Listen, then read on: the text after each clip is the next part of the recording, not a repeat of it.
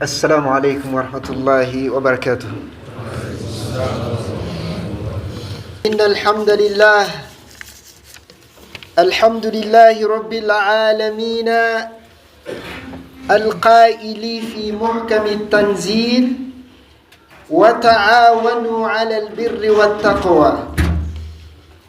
أشهد أن لا إله إلا هو ولي الصالحين شهادة كاملة تنجينا من الكفر والعصيان، وأشهد أن سيدنا محمدا عبد الله ورسوله صلوات الله وسلامه عليه وعلى آله وصحبه أجمعين. أما بعد، فيا عباد الله، أوصيكم وأوصي نفسي بتقوى الله عز وجل وطاعته، فقد فاز المتقون الطائعون. قال الله تعالى: يا أيها الذين آمنوا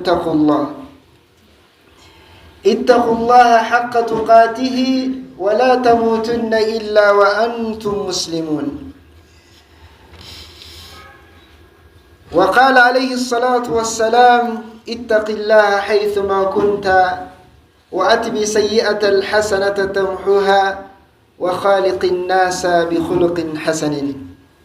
فيا عباد الله، فعنوان خطبة اليوم إن شاء الله تعالى عن كونوا على الخير أعوانا.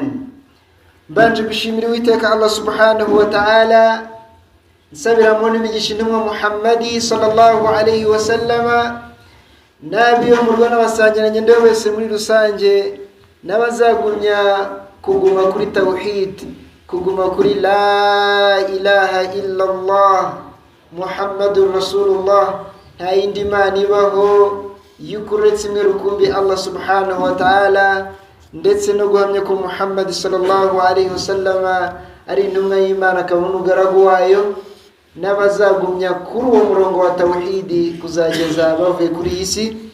Turasaba Allah ko yadushyira muri abo ngabo ko muweze, kuko niho hari inema, niho hari ubukiriro, niho hari ibyiza hano ku isi mwumva no ku munsi w'imperuka. Allahumma amin. Bagaragu ba Allah subhanahu wa ta'ala bagira inama nanjye nyigira tugandukire Allah, tuzirikana amategeko ya Allah subhanahu wa ta'ala mu kuri ko kuyazirikana, kubera yukubayeho azirikana amategeko ya Allah, uwo nguwo ababayeho neza, kubera yuko abazirikana impamvu ari kuri isi. Bagaragu ba Allah, ni kubwiye impamvu Allah subhanahu wa ta'ala agira ati: yemwe abemeye mugandukire Allah subhanahu wa ta'ala mu kuri ko kumugandukira, kandi muramenye ntimuzave kuri isi keretse muri abayisilamu banyabo bicisha bugufi munsi y'amategeko y'Uwiteka Allah subhanahu wa ta'ala. Bagaragu ba Allah subhanahu wa ta'ala, khutba y'uyu munsi tugiye kuganira ku kigwa cyangwa se ku mawaiza adushishikariza kuba ku byiza kandi dufashanya. Kunu ala alkhairi a'wanan, tube ku byiza igihe cyose kandi dufashanya.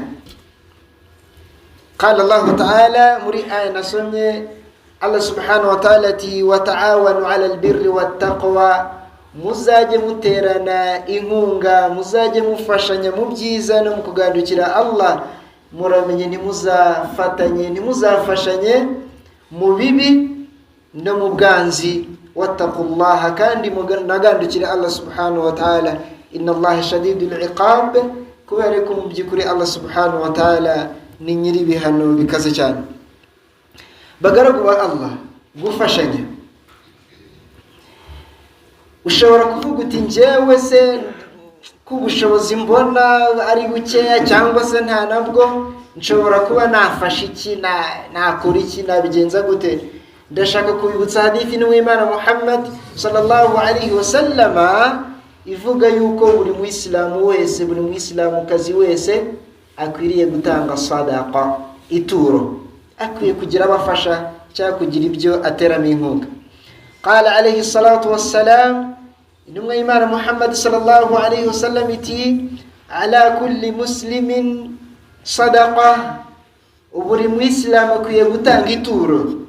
Qalu fa illam yajid ya Rasulullah, yewe ntumwa y'Imana atabonye iyo sadaka ashobora gutanga nta kintu afite ashobora kuba yatanga, nta turo yatanga, yabigenza gute?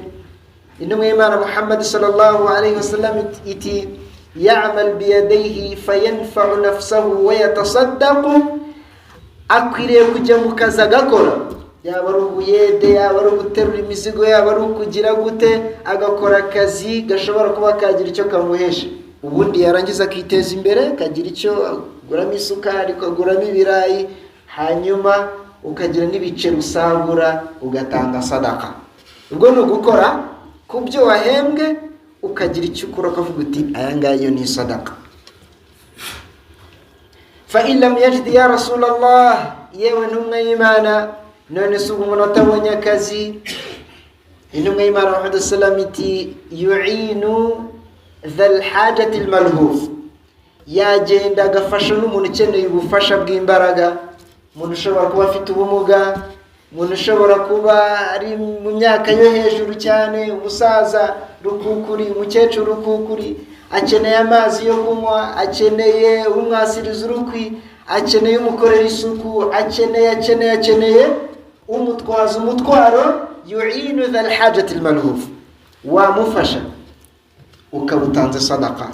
Fa illam yajid ya Rasulullah, ese utabonye umuntu, kandi ibi byose turi kugenda dutondekanya, cyangwa se n'umwe Imana iri gutondekanya, kubibona birashoboka, kubona umufasha igihe utapfa kumubura, ariko abasaba barateganyaga ese umuntu amubuze. Intumwa y'Imana Muhammad sallallahu alaihi wasallam iti falyamur bil ma'ruf wal yumsik 'an ash-sharri fa innahu lahu sadaqa, aw kama qala nabi sallallahu alaihi wasallam, azabwiriza ibyiza narangiza nifate mu gukora ibibi, kubera ko ibyo naryo nitura batanze. Bishatse gusobanura yuko gutanga ituro, gutanga sadaka twakwisangamo twese, utisanze muri iki wakwisanga muri iki, wakwisanga muri iki ngiki. Sadaka, ubufasha, ituro, gufasha mugenzi wawe, gufasha ibikorwa byiza, dushobora gushiduka turi kwisangamo, kubera uburyo n'umwe Imana Muhammad sallallahu alaihi wasallam yatworohereje kino kintu kijyanye no gutanga ituro cyangwa se gufasha. Nanone mu yindi hadithi n'umwe Imana Muhammad sallallahu alaihi wasallam iti man nafasa an muslimin kurbatan min kurabi dunya nafasa Allahu anhu kurbatan min kurabi yawmil qiyamah. Intumwa y'Imana Muhammad sallallahu alaihi wasallam iti umuntu uzakemura ikibazo mugenzi we, umuntu uzakemura ikibazo mugenzi we akamufasha mu bibazo bya hano kuri iyi si, ngo Allah subhanahu wa ta'ala nawe azamukemurira ikibazo mu bibazo byo ku munsi w'imperuka tuzaba duhangayitse bikomeye cyane, Allah akabigukemurira. Murumva ni hadithi nayitanga inkuru nziza ku bijyanye no kuba ushobora gufasha mugenzi wawe mu kibazo ashobora kuba afite. Nanone intumwa y'Imana muri hadithi ikomeza ivuga iti wa man yassara ala mu'sirin fi dunya yassara Allahu alayhi fi dunya wal akhirah, ngo nanone kandi umuntu uzorohereza uremerewe, umuntu uremerewe ukamworohereza, yaba ari kumworohereza ku madeni afite, niba ari ideni agufitiye ukamusonera, cyangwa se niba ari ideni afite undi muntu ukagerageza kurimwishyurira, cyangwa se niba ari ikibazo kimuremereye ukamuha inama ituma ahita yoroherwa, cyangwa se niba ari cyarake mu mufasha ubu n'ubu ukamworohereza kumva araruhutse, kubera yuko buriya kugira ibibazo bimeze nk'umuzigo, ibibazo ni nk'umuzigo mukuriwe. Umuntu rero uzawugutura cyangwa se akawukorohereza, Allah subhanahu wa ta'ala ngo nawe azamworohereza hano ku isi ndetse no ku munsi w'imperuka. Intumwa y'Imana adasalama ikomeza ivuga iti ومن ستر على مسلم في الدنيا ستر الله عليه في الدنيا والآخرة. ntuzahishira umuntu ngo adaseba, ntuzahishira umuntu ngo akamuhishira kugira ngo adahura n'ibibazo muri sosiyete, abantu batamukoyana, abantu batamuseka, abantu batamwiha, ukamuhishira, ukamufasha, ukamuhishira, ngo nawe ku munsi w'imperuka Allah subhanahu wa ta'ala azamuhishira kuri ya makosa ye, ndetse amuhishire na hano kuri iyi si. Wallahu fi auni al-abdi ma kana al-abdu fi auni akhihi, ngo kandi Allah subhanahu wa ta'ala ari gukemura, ari mu kibazo cy'Uwisilamu mu gihe nawe ari mu kibazo cya mugenzi we. Urahangayitse, wahagurutse mu kibazo cya mugenzi wawe, ikibazo cy'uwo mukorana, ikibazo cy'umuturanyi, ikibazo cy'uwo mwigana, ikibazo cy'uwo mubana, ikibazo cy'uwo mufitanye isano, uhereye ku mubyeyi. Mubyeyi ni uherwaho mu bijyanye n'amasano, mubyeyi yaba papa we cyangwa mama wawe, uri mu kibazo cy'abo ngabo. Allah subhanahu wa ta'ala nawe ibibazo byawe byo wibuka n'ibyo utibuka, ibyo uzi n'ibyo utazi, Allah subhanahu wa ta'ala babirimo. Iyi ni hadithi idushishikariza kubana hafi, hamwe nuko byongera urukundo hagati yacu n'ubuvandimwe, ariko tununguka mu byinshi cyane. A'udhu billahi minash shaitanir rajim. Bismillahir rahmanir rahim. وتعاونوا على البر والتقوى ولا تعاونوا على الإثم والعدوان واتقوا الله إن الله شديد العقاب. بارك الله لي ولكم بالقرآن العظيم ونفعني وإياكم بالآيات والذكر الحكيم. يجزاكم الله سبحانه وتعالى.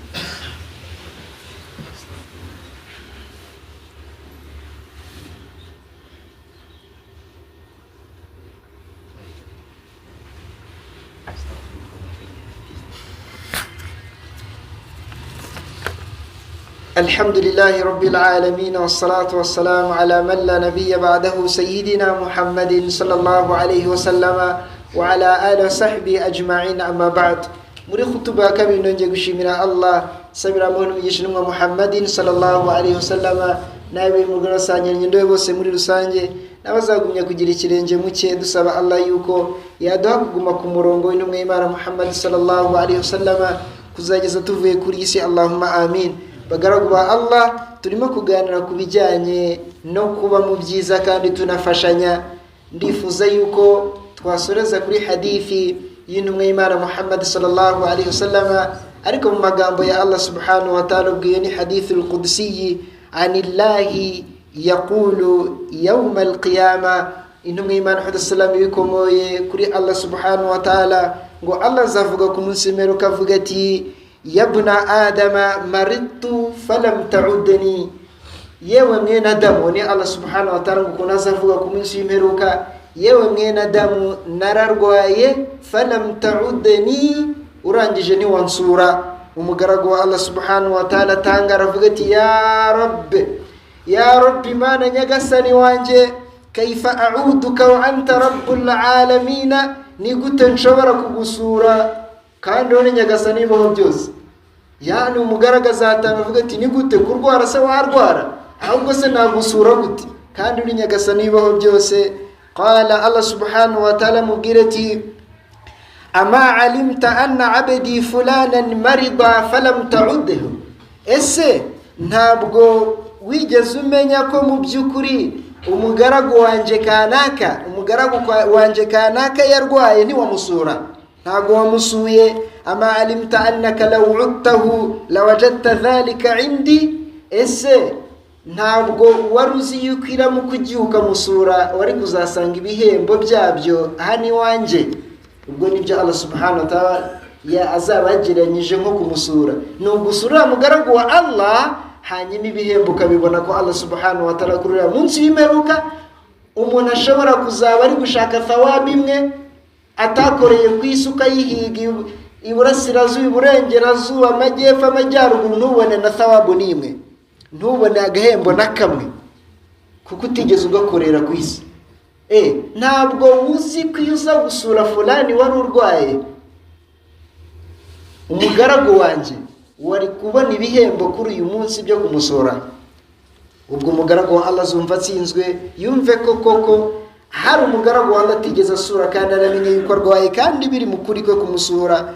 Allah subhanahu wa ta'ala ngira hamagara avuga ati yabna adam, yewe mwene Adamu, istata'amtuka falam tut'imni, nagusabye kumfungurira ntiwamfungurira ibyo kurya. Qala umugaragu wa Allah tangare ko zavuga ati Allah se ko atarya, ahubwo se namubonye ryari. Atangare avuga ati ya rabbi mana nyagasani wanje, kaifa ut'imuka wa anta rabbul alamin. nabije nakugaburira gute, naguha ibyo kurya gute kandi uri nyagasani w'ibibaho byose. Yani ni wowe Ar-Razzaq, ni wowe utanga amafunguro, ntunarya wowe nturya ya Allah kuko udasonza, nese ubwo nari kugaburira ahubwo se ngukuye he? Nuko azatangara. Hanyuma qala Allah subhanahu wa ta'ala avuga ati ama alimta annahu istat'amaka abdi fulanan falam tut'imu. Ese ntabwo wibuka ko hari umuntu waje mu bagaragu banje akagusaba ibyo kurya